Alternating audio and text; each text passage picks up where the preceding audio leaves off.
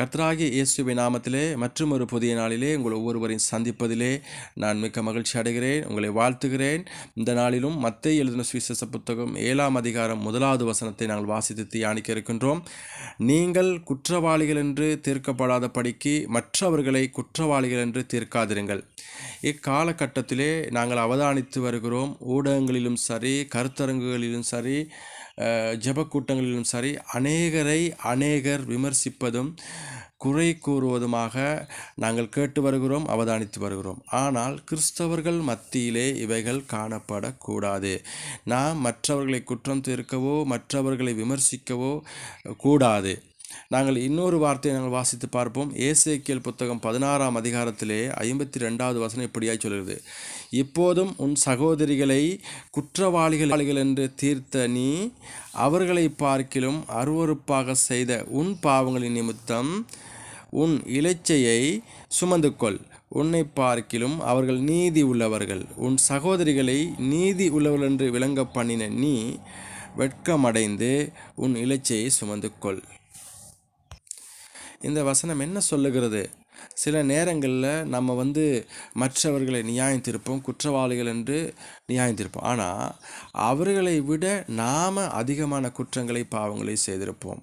ஆகவே இந்த காரியத்திலிருந்து நாங்கள் முதலாவது கவனமாக இருக்க வேண்டும். நாம் குற்றம் செய்து கொண்டு மற்றவருடைய குற்றத்தை தீர்க்க நாங்கள் ஒரு நாளும் போகக்கூடாது. அதான் மத்தேயு 7:3 சொல்லப்படுது: நீ உன் கண்ணில் இருக்கிற உத்திரத்தை உணராமல் உன் சகோதரன் கண்ணில் இருக்கிற துரும்பை பார்க்கிறது என்ன? உன்னுடைய கண்களில் ஒரு பெரிய ஒரு தூசியை வைத்துக்கொண்டு மற்றவருடைய கண்ணில் இருக்கிற சிறிய தூசியை எடுக்க போக வேண்டாம் என்று தான் அந்த வசனத்திலே நமக்கு சொல்லப்பட்டிருக்கிறது. ஆகவே நாம் மற்றவருடைய குறைகளை மன்னிப்போம். மற்றவர்கள் தவறு செய்தால் அவர்களை கூப்பிட்டு அவர்களுக்கு நாங்கள் அறிவுறுத்துவோம். அவங்கள நாங்கள் மன்னிப்போம். அவர்களுக்காக நாம் ஜெபிக்க வேண்டியவர்களாய் கடமைப்பட்டிருக்கின்றோம். ஏனென்றால் வேதாகமம் சொல்கிறது மத்தேயு 7:2: ஏனெனில் நீங்கள் மற்றவர்களை தீர்க்கின்ற தீர்ப்பின்படியே நீங்களும் தீர்க்கப்படுவீர்கள். நீங்கள் மற்றவர்களுக்கு அளக்கின்ற அளவின்படியே உங்களுக்கு அளக்கப்படும். ஆகவே அன்பு தேவ பிள்ளைகளே, மற்றவர்களை குற்றவாளிகள் என்று தீர்க்காதிருங்கள். அப்பொழுது நீங்களும் குற்றவாளிகள் என்று தீர்க்கப்படாதிருப்பீர்கள். மற்றவர்களை ஆக்கினைக்குள்ளாகும்படி தீர்க்காதிருங்கள். அப்பொழுது நீங்களும் ஆக்கினைக்குள்ளாக தீர்க்கப்படாதிருப்பீர்கள். விடுதலை பண்ணுங்கள், அப்பொழுது நீங்களும் விடுதலை பண்ணப்படுவீர்கள் என்று வேதத்திலே சொல்லப்பட்டிருக்கிறது. ஆகவே அன்பான தேவனுடைய பிள்ளைகளை, இன்னும் ஒரு வசனத்தை நாங்கள் வாசித்து தியானிக்க இருக்கிறோம். ரோமர் 14ஆம் அதிகாரம் 10-13 வரைக்கும்: இப்படி இருக்க நீ உன் சகோதரனை குற்றவாளி என்று தீர்க்கிறது என்ன?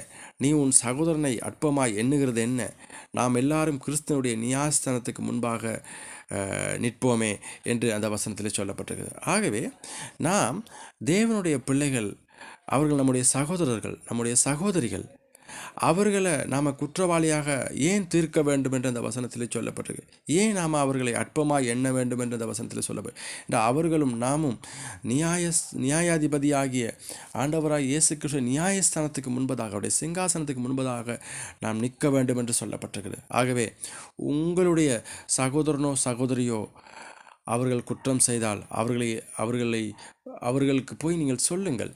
அதுபோல் அவர்களை மன்னியுங்கள். அவருடைய குற்றத்தை நீங்கள் திருத்துங்கள். வீணான வார்த்தைகளை சொல்லி குற்றம் இல்லாதவர்களை குற்றவாளிகள் என்று சொல்லி நாம் அவர்களை அவதூறாக நாங்கள் பேசக்கூடாது. அப்போஸ்தலனாகிய பவுல் இப்படியாய் சொல்ல, கொரிந்தியர் புத்தகத்திலே 4ஆம் அதிகாரம் 3-5 வரைக்கும் வாசித்து பாருங்கள். ஆயினும் நான் உங்களிலேயாவது மனுஷருடைய நியாய நாளில் விசாரணையிலாவது தீர்ப்பை பெறுவது எனக்கு மிகவும் அற்ப காரியமாயிருக்கிறது. நானும் என்னை குறித்து தீர்ப்பு சொல்லுகிறதில்லை. என்னிடத்தில் நான் யாதொரு குற்றத்தையும் அறியேன். ஆகிலும் அதனாலே நான் நீதிமானாகிறதில்லை என்னை நியாயம் விசாரிக்கிற கர்த்தரே என்று அந்த வசனத்திலே சொல்லப்பட்டிருக்கிறது. ஆகவே நாம் சகோதர சகோதரிக்கு எதிராக பேசி நாம் குற்றவாளி ஆகாதிருப்போமாக. இறுதியாக இன்னும் ஒரு வசனத்தை நான் வாசிக்கின்றேன். கர்த்தருடைய வசனத்துக்கு நடுங்குகிறவர்களே, அவருடைய வார்த்தையை கேளுங்கள்.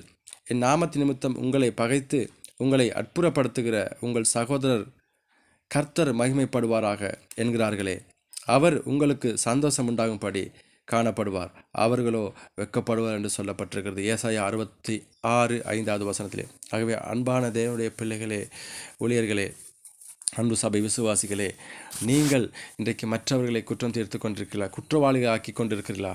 ஆகவே நீங்கள் மனம் திரும்ப வேண்டும். நீங்கள் மற்றவர்கள் உங்களுடைய சகோதர சகோதரிகளை நீங்கள் மன்னித்து அவர்களை அன்பாக ஏற்றுக்கொண்டு அவர்களுக்காக நீங்கள் ஜெபிக்க வேண்டும். கர்த்தர் தாமே உங்களை ஒருவரையும் ஆசீர்வதிப்பாராக. God bless you all.